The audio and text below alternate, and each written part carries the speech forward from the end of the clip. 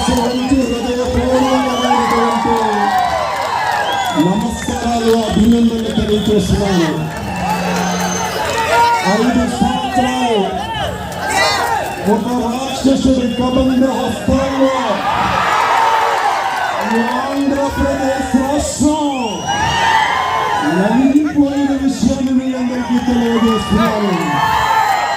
మళ్ళీ 5 కోట్ల మంది ప్రజలు మరో స్వతంత్ర ఉద్యమంలాగా పోరాడి దుర్మార్గుల్ని బంగాళాఖాతంలో కలిపి ఈ రామరాజ్యాన్ని తీసుకొచ్చి రావడం ఒక అదృష్టమని చెప్పి మీ అందరికీ తెలియజేస్తున్నాను. ఎన్టీ రామారావు గారికి 40,000 మెజార్టీతో ఈ టెక్కల ప్రజలు గెలిపించారు. ఈ రోజు నేను ఆనందం లేదు, తృప్తి లేదు. ఎందుకంటే ఒక పేదవాడి చేతిలో గెలిచినా నాకు తృప్తి ఉండేది, ఒక అమాయకుడి చేతిలో గెలిచినా నాకు తృప్తి ఉండేది, ఒక రైతు చేతిలో గెలిచినా నాకు తృప్తి ఉండేది. కానీ ఒక పూజకి పనికి రాని పువ్వు బాధ కలుగుతుంది. సత్య సమాజం అసహించుకున్నటువంటి వ్యక్తులు ఇంకా ఈ నియోజకవర్గంలో కొంతమంది ప్రజలు ఓట్లు వేశారంటే నాకు బాధ, ఆవేదన కలుగుతుంది. కుటుంబ వ్యవస్థని నాశనం చేసి మన కళ్ళ ముందు అన్యాయం చేసి ఈ సమాజానికి చీడలా పట్టుకున్న వ్యక్తులు కూడా రాజకీయాల్లోకి వచ్చి ఓట్లు అడుగుతుంటే బాగా ఆవేదన కలుగుతుందని చెప్పి మీ అందరికీ తెలియజేస్తున్నాను. ఏది ఏమైనా నా మీద అచలంచలమైన విశ్వాసంతో టెక్కల నియోజకవర్గ ప్రజలు నాకు పట్టం కట్టారు. 2019లో పోటీ చేశాను, 2014లో పోటీ చేశాను, 2019లో పోటీ చేశాను, ఈరోజు పోటీ చేశాను. ఎప్పుడు పోటీ చేసినా మధ్యాహ్నం 2 గంటల వరకు టెన్షన్గా మనకి వచ్చాయి.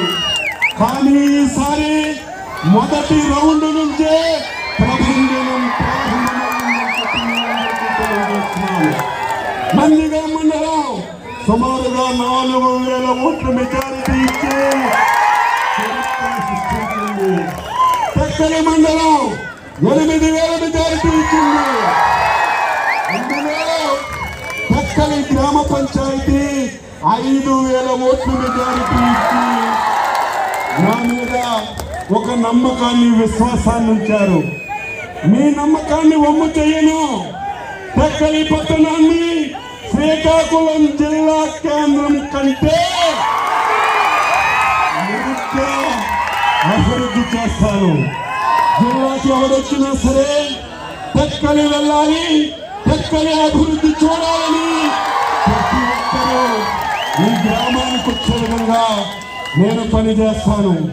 5 సంవత్సరాలు ఈ టౌన్కి, నియోజకవర్గానికి పూర్తిగా భ్రష్టు పట్టించేశారు.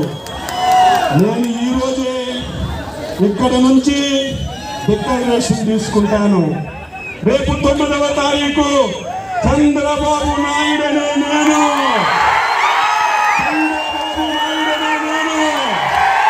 ఈ రాష్ట్రానికి ముఖ్యమంత్రిగా బాధ్యతలు తీసుకొని మళ్ళీ ఈ రాష్ట్రంలో రామరాజ్యాన్ని తీసుకొచ్చే కార్యక్రమం ఉంది. నేను కూడా కొన్ని ఆదేశాలు జిల్లా అధికారులకు ఇస్తాను. మళ్ళీ 9వ తారీఖు తర్వాత మీ అందరి అభిమానంతో, మీ అందరి ఆశీర్వాదంతో నేను ఎమ్మెల్యేగా కలిసి ఈరోజు విజయవాడ వెళ్తున్నాను. మళ్ళీ 10వ తారీఖున మీ అచ్చెన్నాయుడు ఏ స్థాయిలో వస్తారో అవసరం లేదు.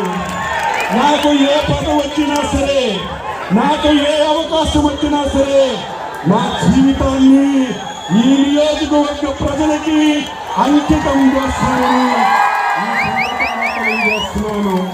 చాలా పనులున్నాయి, చాలా కార్యక్రమాలు ఉన్నాయి. ఇవన్నీ నేను భుజస్కంధాల మీద వేసుకుంటాను.